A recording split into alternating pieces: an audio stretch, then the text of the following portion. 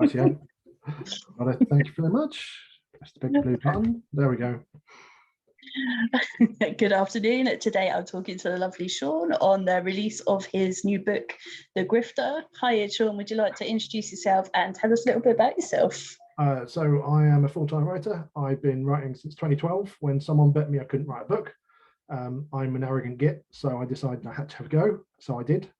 3 weeks, 2 days later than that, I finished Dead on Demand. It's dreadful, but it's free, so go grab that. And since then, I've got a little bit better with each book. And this one is my 9th, I think, book. And I think this one's probably the best one yet. It's not the only one I'd buy. I mean, the others, maybe not, but. And would you like to tell us a little bit about your new book? So The Grifter is the tale of two men. One is a guy called Campbell, and he is running the world's biggest Ponzi scheme and trying to con everyone out of all their money. And then on the other side, we've got his victim, who has basically had all of his life savings, all of his compensation money he got from an injury taken, and he wants revenge because he's got nothing. He's ended up on the streets, and it's crap for him. Yeah, pretty much. Pretty much, yeah. Did you always want to be a writer? So I've been asked this a few times, and basically I went to a quite crap school, and most people at my school did like, you know, bin man, that sort of end of things. So we did a careers thing for like year 8, 9, and I started up and said I wanted to be a lawyer, and they're like, yeah, right, that's not realistic. And they're like, what's your second choice? I went, well, I want to be a writer. So I just got laughed at. So don't swear there, but yeah, I've done both, or a bit of both. But I'm good at telling lies for a living. Being a lawyer, being an author, pretty much the same thing. You just make up crap. It all sounds convincing, so the more convincing it is, the more money you make. Yeah. And I guess when you were bet to write a book, then you enjoyed it more than you realised, which is why you have carried on. Well, I thought it was a bit rubbish, to be honest, the first time I read it back. But then somehow the first year it was downloaded like 55,000 times in one day in September. Hit number 1, and I was like, well, you know what, if people are willing to give me money for this, I'll do it. Yeah, that's fair enough. So far, out of all the books you've written, who's been your favourite character to write? It would probably Kent Bancroft in this one, but I like the idea of trying to take someone who is obviously evil, but make you feel a little bit sorry for him, and all the crap that he gets thrown at. It's really quite hard to deal with, and you see that he's under pressure from all sides, and he's told a few lies, and he's trying to keep his business going, and obviously he's not an honest guy, but he's sort of failing in spite of that, and just torturing him with the failure of the Ponzi scheme, the ex-wife, the current wife, and all the things that our antagonist is doing to him.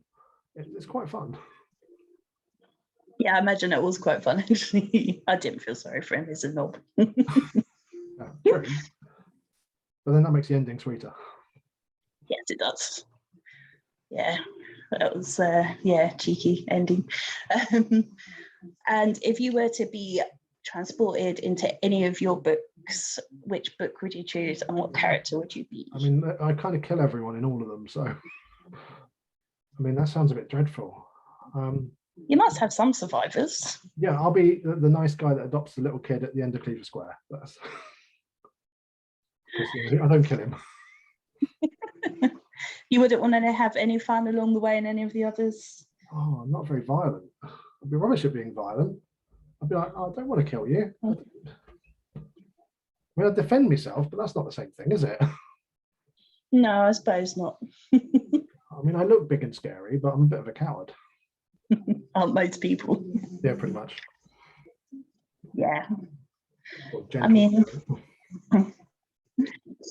what's been your most difficult scene to write so far, and what's been the most fun? So the most difficult scene was the one I was talking to you about before we started recording, and that was the hideous murder in The Evolution of a Serial Killer. Just because it's such a gruesome murder that as I explained to you before we started recording, it's not my idea. I'm not completely psychopathic. I got it from a friend of mine who is brilliant, but just it made me shudder every time I tried to write it. You just want to not. When you're flinching away from a scene and writing it because it's so, you know that everyone else is going to have the same visceral reaction when they read it. But at the same time, you can't have help but have like grudging respect for the murderer for coming up with a kill that's so clever, and you don't get your hands dirty in doing it. I mean, that book as a whole was great fun, because the idea on that one was that Morton he'd pissed off his superiors. He'd been assigned to do teaching duties, and he's got a class of young detectives, all of whom are basically trying to steal his job. And he sets them the challenge of all plotting the perfect murder. Says, how would you kill someone? Blah blah blah. And they want us to come up with their idea of the perfect murder, and he'll tell them how to catch them. Really good teaching opportunity, except for one of his class is in fact a serial killer who's only joined the police in order to learn how to commit the best murder. And so the bodies start piling up, one a week, obviously taunting him. His superiors don't believe it's a serial killer on the loose and think he's made it up just to get back in their good graces. And so he's got that sort of tension personally and professionally. And of course, you've got this ticking clock where you know that every Saturday night another body will drop. And you know how it's going to happen. You just don't know to who or where. And I just love that it's just so much suspense. And I like the reader being a little bit in on it. It's that vicarious exploration of something that's horrendous and dark. And I think that's one of the things that's great about crime fiction is you get to read in a safe way all these terrible things. And then at the end of it, hopefully, most books, you'll have a nice, clear resolution and the restoration of law and order and all the rest of it. And you don't get that in real life. You don't get that clean, nice ending. Most times shit just goes wrong and it stays that way. You literally, yeah. You deal with one thing and another thing hits you. It's just constant. Yeah, it is. Yeah, adulthood. Yeah, being an adult sucks. As a kid, you think, oh, I want to grow up. I get to do everything I like. It's just not the same, is it? I mean, being a kid's so much easier. But yeah, I know it's such a con. Why did we want to be adults? I don't get it. And getting older is no fun. No. I know, and then seeing other people get older, and then they tell you not to get older. It's like, well, I have no choice, do we? Oh, but thanks. Pause on that. Yeah, that would be nice, wouldn't it? But no. Yeah, I mean, you want to sort of press pause at about, I don't know, what, 27, 28, that sort of age. Just old enough, you know what's up, but young enough you can enjoy it still. Yeah, absolutely. And your body doesn't feel like, you know, you're 100 and everything hurts. Yeah. That's one of the downsides to writing books for a living is you sit in front of a computer all day. And by the end of it, my wrist hurts, my back hurts. I've got all the ergonomic stuff. I'm doing the right things, but at the end of the day, you're just not built to spend it all on computers all day. It's just not how humans are designed. No, maybe in future evolution, all these weird authors will create some different type of body to sit. Or it'll be something weird that you download the story from your brain. That's kind of terrifying. God, there'd be story in that. Yeah. That could be like a branch off into sci-fi. Yeah. See, you knew that was come out of this interview. I did think about doing that a while ago. That a friend of mine, a beer, said about sci-fi being the hot new thing, and we had a coffee and brainstormed a bit, and then I went away and sat at my computer for a few hours and typed out this idea for a book in which some sort of RNA protective thing, totally made up, obviously no science really behind it, has been identified, and we're all born with a limited amount of it. And if you could sell it, what would society look like if you could bottle youth effectively and sell it on the open market? I mean, you can imagine a society in which instead of putting people behind bars for crimes, they just take a bit of the life out of that and they can give it to someone else. And you could certainly have all these weird societal constructs.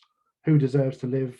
Rich get to live longer. And of course, that's going to be self-perpetuating. Young people, therefore, might sell years of life in order to finance a home or a child or whatever. And you could have this really interesting, complicated world. But it feels like quite a big task to tackle something like that. It's a high concept idea, but you need a specific, all the stuff that breaks it down to a small idea before you can sort of write it. Yeah, that sounds awesome, actually. I read it. I then thought, well, in that world, how would you want your like utopia to look? And then if you think about things that really plague the world now, people can't afford homes and all the rest of it. And you might think, well, one of the reasons behind that is that inheritance means that people are not born equal. So what if we took all children away at birth? I mean, that's a horrible thing to do, but in a utopian equal society, you could see all the children get evaluated in some neutral, abstract place and then given their ideal career based on their abilities, intellect, aptitude, and desires. But then you've got this horrible dystopia in which you've got children who are essentially pigeonholed into jobs early on in life. And you can imagine then you need some sort of rating system. I mean, Amazon and their rating system, obviously, I'm scarred by it. And so I'd love to write a book that basically abuses that idea. And you can imagine you get children who've got priority 10, they become like the workers who go and collect the refuse. Then you've got like priority 6 people who work in middle management. And then you've got these priority 1 people who'll be the most important of all, the politicians, the scions of industry, the royals. And you can imagine that in the world which exists in far future, you might see London's turned into all these monolith towers that are, you know, hundreds of meters high, and you can see almost like a physical breakdown with the poor people at the bottom, literally and figuratively, and the rich people at the top. Then you throw in the idea of them being able to sell age, and suddenly you've got people living forever at the top of the towers and people selling their lives at the bottom. And what would those people's lives look like in a society in which they live? You've got lots of different ideas you could explore there. I mean, that'd make a really good Netflix show. Yeah, it would. But I don't write it before I do. Okay, fine. But you better write it soon then. No pressure. I'm working on it. What's the most interesting thing you found while doing research for your books? Quite a few things, to be honest. There's lots of little details I like to include. So I read a book that was about 16th century burials, just a random one that I picked up. And in it was about what do you say on a tombstone if you've got nothing nice to say. And there was a whole explanation that one of the traditions of this particular little local place at the time in the 16th century was that if the guy or girl who died was a complete shit, instead of writing loving mother, father, husband, blah, blah, blah, and eulogizing them, they just simply put, here lies so-and-so, nature's debt repaid. I just thought that was really, really nice. The idea that there's this debt we owe to nature, and that rather than eulogizing their non-existent achievements, you could basically slam the dead guy by putting nothing. So damned with faint praise. That's awesome. Yeah, I had no idea about that as well. No, I didn't. I shamelessly stole that one for a book. That's in, oh God, which book did I put in? I can't even remember now. The one which there was a murder at Highgate. Not that one, not that one, not that one. I think it might have been The Patient Killer. Yeah, The Patient Killer, I think. It's the problem. Once you've written 1 million words, you're like, oh, which one did I put that in? And it literally is 1 million words at this point. So yeah. Once I read them, I'll text you or I'll message you and say it was this book actually. I'm sure someone will. They'll be like, I remember that. Why doesn't he remember it? You feel like as an author, you should remember everything about every character, and then I pick it up and like, oh, this is good. I saw someone share a quote from a book earlier on Twitter, and I was like, oh, that's a really, oh yeah, that was one of ours. I felt really smug. At least it still stands the test, so that's good. If you think it's still good, then yeah, that's brilliant. I think it's a good one. It's interesting. It's unique, and I read a lot of crime. You've said you read so many crime novels, and yet I've never seen anyone do something quite the same vein. No, which is what I'll be saying in my blog post on Tuesday. But yeah, that's why I loved it. It was just brilliant. You saw my review anyway, so it's using the two points of view and having two authors to try and make sure that the points of view are different, which works beautifully. Yes, it did. Yeah. And quite a lot of other reviewers have said that as well, so you're safe. It's not arrogance, it's truth. So arrogance is when you can't back it up. Yeah, exactly, and you can. So it's all good. So far in the book. Yeah, exactly. You missed a chance. Got plenty more books to write, so put it in the front of the next one in your praise for section. I don't think I've ever put one of those in a book. It just feels really arrogant. I know, I don't get it either, but if I have to tell you about people saying how good I am, is it really praise? Because surely they should tell you. It's like that in the titles where people put an absolutely gripping thriller with an unforeseen twist you'll never see coming. You've just told me about the twist. Of course I'm going to see it coming. Yeah, you're going to be looking for a pretty good crime novel, above average, well worth the 99p, please buy me. Yeah. It's probably not going to change your life.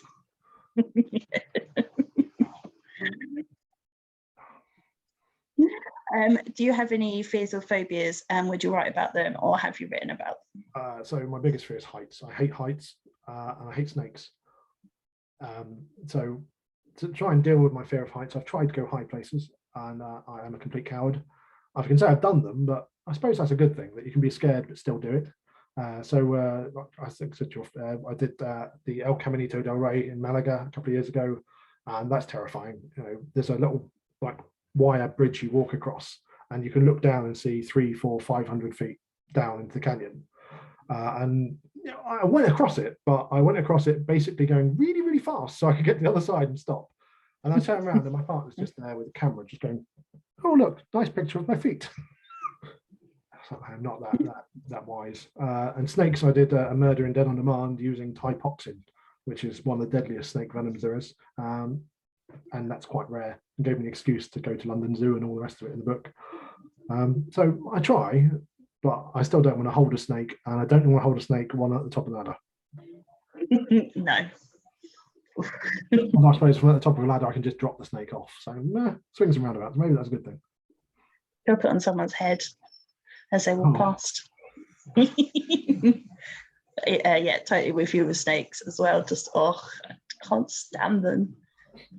It's being British, isn't it? You don't have snakes very often. I mean, we've got adders and grass snakes, but you don't even see those.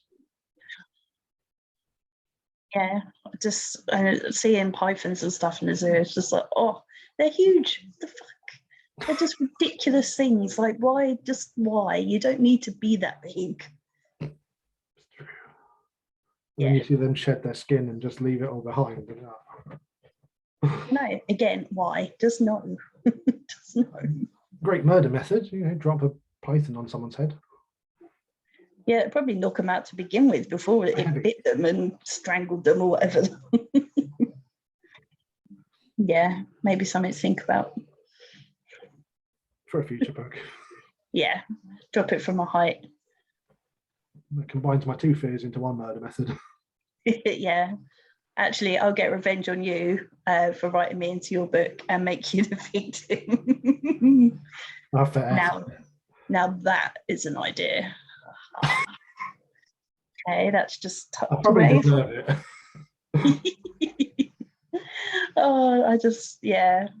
I'm waiting for people to read it actually and see what they say about that. I've seen a few comments there. Have you seen Donna's in this one? I didn't even put myself forward. 2 people volunteered me for that. Yeah, they did. Unlucky. It's completely random, but your name was in the hat twice, so. Yeah. Awesome. People just love me, apparently. Then they just want to see me. Yeah. It's fine. I'll get my revenge on them as well. It's fine. Some people just crop up in so many books. You're like, how did that happen? Exactly. Yeah. And I'm looking forward to killing you with a python up a ladder. Right. Yeah. Yeah, you totally deserve that. You'll be fine. Ish. Yeah, I'll survive, hopefully. Yeah, maybe. I survived, I suppose, so I can't exactly kill you off. You might have a complete nervous breakdown with your 2 worst fears, though. And I'll read it and I'll have a nervous breakdown vicariously. Yeah, I wouldn't want to do that, but it'd still be fun. I kind of deserve it. I mean, yeah, I know. I'm not going to spoil it either, but yeah. People have to read it just to see what I've done to you. Yes, they do. Yeah. Outraged, so we come and say, "What did he do?" Yeah. Oh, that's fine. I'm over it now. The therapy has helped. Yeah, it's fine. That's good. That's good. So far, being an author, is there one standout moment for you? What's been your best moment? I think it was the first time I got a nice big hefty Kindle All-Star bonus. I mean, the money was nice, but it was the fact that, out of millions and millions and millions of books on the store, getting a big bonus when you're in like the top 30, it's quite nice. And I think that month I got like 5 bonuses at once between 4 books and an author one. It's almost like when it rains, it pours. You're either doing really badly and nobody knows you exist, or you're doing really, really well, and there seems to be very little middle ground. I mean, it feels a bit weird because you get the bonuses when you've already made a reasonable amount that month, and you're like, I'd rather have that bonus when I'm not doing so well. Almost like a pity bonus. Oh, you've only sold 10 books this year. Here, there's a few quid. Obviously, I'm not starving, but food is cheap. Rent is not. Yeah. And what's your biggest dream or your biggest goal? Honestly, I don't know. I mean, if you asked me 10 years ago, I'd say write a book. And then I just said write a book and have it sell, and then write a book and have it hit the top 100. And the thing is, as soon as you sort of get one, you're like, oh, not bad. But now I have to move the goalposts. I mean, I'd love to get like a US #1. Just crack America. But I mean, Americans are harder to befriend. I'm working on it. Hopefully they'll take to a quirky British author killing people in really weird ways. Yeah, maybe. I'm sure they're like some British authors, so yeah, there's got to be a token few. Yeah, exactly. So maybe why not you? More received pronounced. A posher accent might do it. Or maybe I need to go the other way and go really Cockney. That could be fun. Yeah, well, they liked my common Luton accent when I went over there, so. There we go. Got imitate your Luton accent. Oh, that's not that.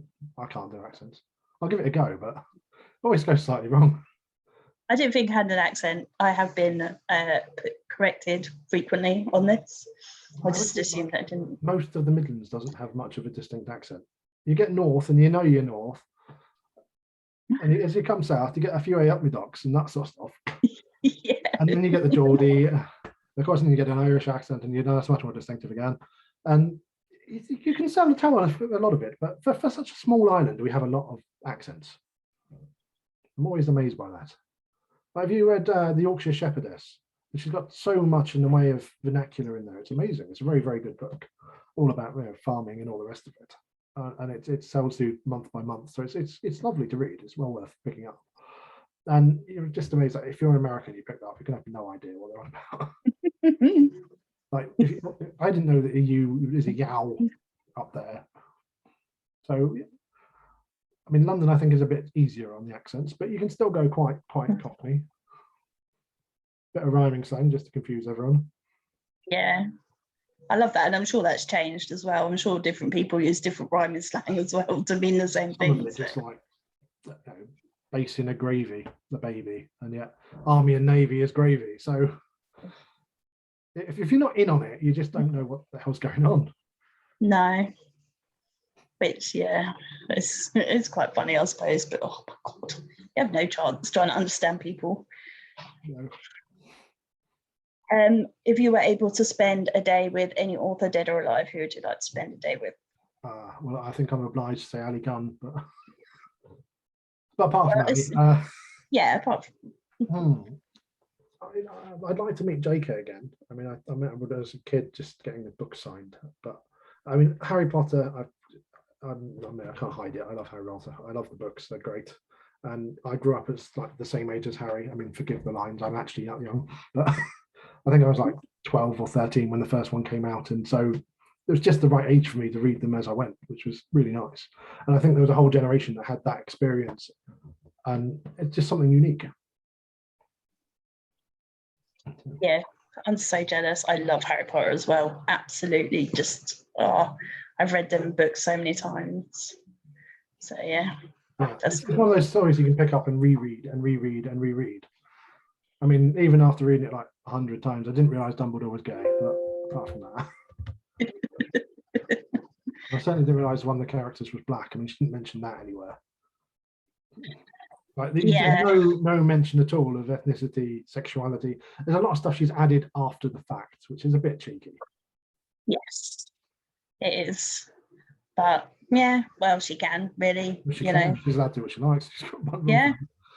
I mean, I don't blame her. No, me either. Yeah, I know. Have you been to the studios? No, I haven't. I mean, I keep seeing pictures like Butterbeer. That sounds really fun. You have to go. You have to go to the studios. It's awesome. I've been 2 or 3 times, can't remember. And the level of detail they put into the films was phenomenal. It blows you away. Yeah, I do like the films. Whereas like The Hobbit, I feel like they could have done one film. Another franchise, I really love the books, but the films not so much. Especially when you watch extended editions, you're like, oh, do you really need all that detail? Yeah. I haven't read The Hobbit, and I've read the first two of the Lord of the Rings and not the third. I couldn't get into it, weirdly. But I've seen all the films, I think. I love the books. Apart from the Silmarillion, the like spin-off one about the lore of the world, I just found it dreadfully dull. Sorry. Yeah, but I mean, I decided last year to read War and Peace just to do it. So I'm sure I could get through the last Lord of the Rings book now. Well, I don't know if I've done go that. back to it. It'll be a 2021 challenge when you've finished writing your own book and reading everyone else's. Yeah, and redoing a bit of my degree and doing these. It's pretty full time. I'll squish it in somewhere, it's fine. If not, it'll be a 2022 challenge. It'll be a 2023 challenge. Yeah. Eventually we'll get there. Yeah, absolutely. It's on my to-do list, which just They extends. just get longer and longer, don't they? Yeah. I feel like every day I shift a few things to tomorrow's to-do list, and I'm like, did I really not get that done today? I know, it's stupid things as well, but yeah, and there's always something that crops up that just distracts you. When you've got today, I'm going to do it. I'm going to clear those things on my to-do list. Have nothing to do. Of course, you never get there. Never. Yep.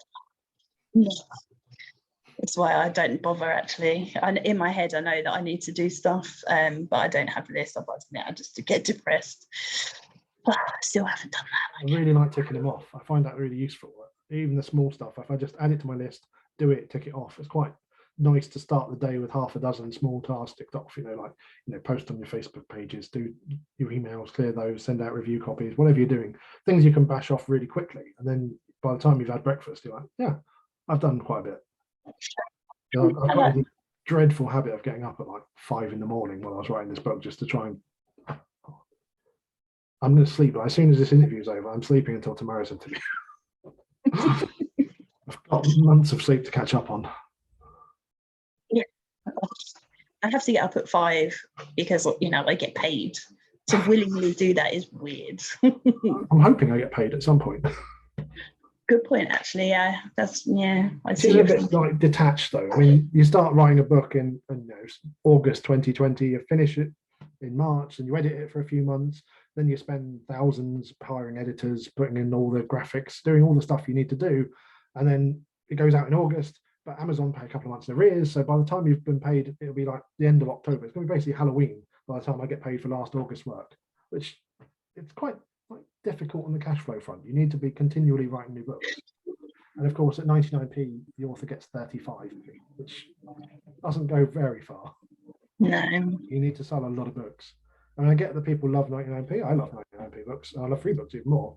But if you pay £1.99, the author gets £1.40, which is a lot more livable. It's just, you pay a tiny bit, it just makes it sustainable. And it's quite hard to communicate that because people don't realise that Amazon's got the ridiculous split that if it's under £1.99, it's 35% royalty, and above that, it's 70%. And yet it makes such a massive difference to whether you can afford to carry on writing or not. And then Kindle Limited is just complicated in the way they've done it. They've got a pot, and they take the subscription money, they put all the subscription money in the pot, they divide it by the number of pages, but they decide what a page is because they've got this Kindle edition normalized page count, and then they divide the pot by the number of pages, and then they divvy it out. It's just overly complicated, and it's not very opaque. Of course, the only people who really win are Amazon. Every stretch of the way, they're taking at least a third for just basically taking a file and putting it on your Kindle. And they've charged you to buy the Kindle in the first place. They're already in profit. It's a good gig if you can get it to be the middleman. Yeah, it is, isn't it? Yeah, they're just rubbing their hands together, laughing as all the pounds keep rolling. I'm literally spending it on going into space. In a rocket that looked like a knob. Oh, you said it. We all know it's fine. Start a new thing, knobinanob.com. Just did not think that design through, did they? Maybe they did. I mean, they just really wanted it to be phallic. Yeah, well, it's going to be a meme forever now, so. You really want to go down in history as the guy that got inside a giant knob and launched himself into space. Because it's a weird thing to be remembered for. Too late, really, isn't it? It's happened. It's done it now. Yeah. I think his ex-wife's having a lot of fun giving away all the money that she took in his divorce. She seems to be very, very generous with it. Lots of philanthropy going on. Yeah. It's like the biggest fuck you to someone, isn't it? Yeah. Yeah. Well, yeah, actually. Oh, that would annoy me as well. I suppose these really rich people get married. Fuck it, I wouldn't. Like, you ain't ever my money. You can sod off. We can stay partners, but I'm not marrying you. Just sign a prenup. But even they can be broken, can't they, with someone really clever? Depends on the prenup, the jurisdiction, exactly. I Yeah. think the best ones is if both parties have had independent legal advice and it's relatively fair. I mean, like a walk-in, walk-out one or a 50-50 split, it's much more defendable than I get all the money and you get screwed. But, I'm a family lawyer, so don't ask me. Not legal advice. I thought we didn't do that in this country anyway. I thought that was very much an American thing. It's import from America, but in theory, prenups can be valid and postnups can be valid. Yeah, weird. Who was your first celebrity crush? Oh, celebrity crush. It was probably Sarah Michelle Gellar when I was a teenager. Buffy, I mean, she's sexy. I can get in trouble for that. A 13-year-old watching Sarah Michelle Gellar, she was kick-ass.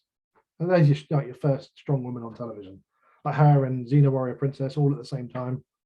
I've obviously got a type. I like strong women. Yeah.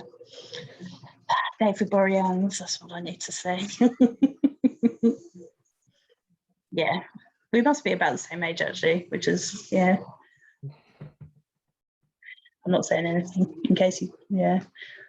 But yeah. Might be on the internet somewhere. Probably is, no, my luck.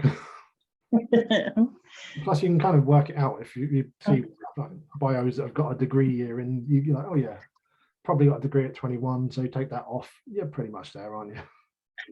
I know that's what makes me laugh. You're not allowed to put your age on a CV and stuff anymore, but you put the year you finished school, or so that you've done this and you've done that. Yeah. So, okay, it just makes us anonymize it, isn't it? Yeah, just means I have to do some maths, but that's fine. I will still do it to work out an age. What's the most embarrassing thing that's ever happened to you? See, I don't know. I can't think of anything off the top of my head. I'm such an introvert. I just hide. I just try and avoid anything that's particularly embarrassing. If I have to be honest, it's probably a time I accidentally ended up, thanks mum, on television when I was like 12. We went to a filming of a kids' TV show on one of these Saturday morning things for my little brother to watch live, and they've asked for volunteers to be in the stupid costumes and then waddle around in the gigantic costumes looking like an idiot. So it was probably that. I mean, I've never lived it down. My first, last, and only television appearance. Does she still have it proudly on tape somewhere? Probably. Does it get dug out for the girlfriends and stuff? Not yet, thankfully. Oh, hopefully she doesn't watch this and just remind her then. Well. I hope not. I'm probably safe. I think so. Yeah, I know what mums are like. They love embarrassing their kids. You did volunteer though, by the sounds of it, so. I think I was volunteered. Yeah, okay, yeah, a bit different then. I'll let you off. If you were stranded on a desert island, what 3 things would you want with you? Food, shelter, and a way off the island. But Nice. failing that, a Kindle, something to charge it with, and then food again. I mean, I like my food. I can't be anything about food. So the whole, fruit and fish and stuff's not going to do it for you then? I like fruit, but I want some chocolate, some sweets, baked goods. Yeah, nice roast dinner, lasagna. Oh, now I've got to cook one of those 2 for dinner tonight. I know. Fucking, we were talking about lasagna before, and I really fancy one as well, but I can't be asked. But in the next few days, I might have to. I think I might just go and do one in a minute. Yeah, we'll just compare. I'll send you a photo of that lasagna. Yeah, I'm gonna have whatever crap I've got in the freezer. I quite like making things and then putting a portion or 2 in the freezer, and then you've got like your homemade ready meal. And it's no extra work. Yeah, when I make it, it's massive as well. So I mean, it has to. Otherwise, I'll be eating it all week, and it's all right for the first day or the second day. But after the second day, it's like, oh no, lasagna every day. Yeah, no more lasagna, please. I quite like things where you can sort of roll it over, where you take one ingredient and use it for several dishes. If you can do that, it's a lot more efficient. Or do a massive batch of chili, freeze most of it, then easy nachos from the freezer. That's a winner. Oh yes, easy Now I want nachos. roast dinner, nachos and lasagna. Yeah, or just like dirty chips with chili and cheese. I quite like the Canadian approach, putting gravy and cheese. I don't have very often, but it's a bit indulgent. Cheesy chips and beans was like the food of my youth, and pot noodles. I had it pot noodles as a teenager. They're awful. I mean, I don't know if they've changed the recipe, but I think they might have taken all the salt out to try and make them healthy. But no, can't eat them these days. I want actual food, thank you very much. Yeah, they are just crap. If you're gonna have a noodle, some of the Korean ones are quite good. Nongshim make kimchi ramen noodles that are quite nice. Yummy. Yeah, I want to try kimchi sometime. I keep hearing about this. It's supposed to be amazing. Get kimchi noodles, a handful of spinach, put that in while you're doing your noodles, fry an egg, put it on top, and you've got a really, really quick, easy lunch. Yeah. Like after talking to you, I'm going to have to go shopping. I My, need to get this. I need to get bulgogi bibimbap is also quite nice.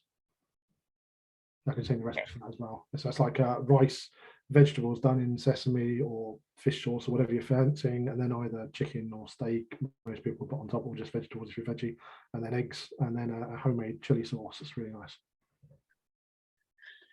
It's a lot of work, but it's so worth it. Yeah, it sounds worth it. It sounds good. Well, as we seem to have distracted ourselves talking about food, actually, I don't have any more questions unless you think there's anything I haven't asked that you would like to tell us. I think we've covered it. But if anyone's got comments, leave them and I'll answer in text. And just before we go, would you like to remind everyone about the Grifter, where they can buy it from, all your other books, and you? So if you want to find about me, just Google DCI Morton. For some reason, I put all of my stuff under the brand name for my first series. That one's got 7 books and a novella, and they're all on offer this week. Starting today, we've got 4 of them on Countdown at 99p. We've got 1 free, and then another one's on Countdown next week at 99p. Then we've got The Grifter, which is on launch offer, also 99p. I'm being very generous here, so please do buy. And that one's the revenge story. Let's just start. One rich guy, one poor guy, one wants a revenge, one wants to carry on stealing. See how that collides. And because I can't not, I've got to mention Ali's other book, The Career Killer, which is also on Countdown this week at 99p, and it's very, very good. Brilliant. Well, thank you very much. I'm going to go make a lasagna.